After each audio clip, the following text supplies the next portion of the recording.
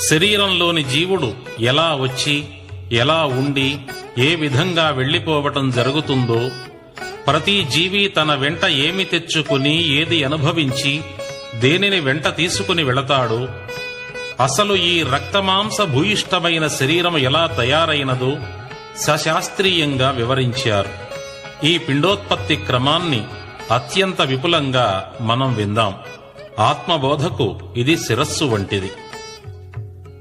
మనకు సంబంధించిన వ్యక్తి ఎవరైనా ఒక వారం రోజులు కనిపించకుండా వెళ్లి మనకు కలిసినప్పుడు మనం అతణ్ణి ఎన్నెన్నో ప్రశ్నలు అడుగుతాం. ఎక్కడకు వెళ్ళావు, ఏం పనులు చేశావు, ఎప్పుడు వచ్చావు, అసలు ఎందుకు వెళ్ళావు అని. ఇతరులు ఎవరి గురించో నీవు అత్యంత శ్రద్ధ చూపిస్తున్నావు కదా, అదే శ్రద్ధను, కుతూహలాన్ని, అవే ప్రశ్నలను మన గురించి మనను ప్రశ్నించుకోమని హెచ్చరిస్తున్నా.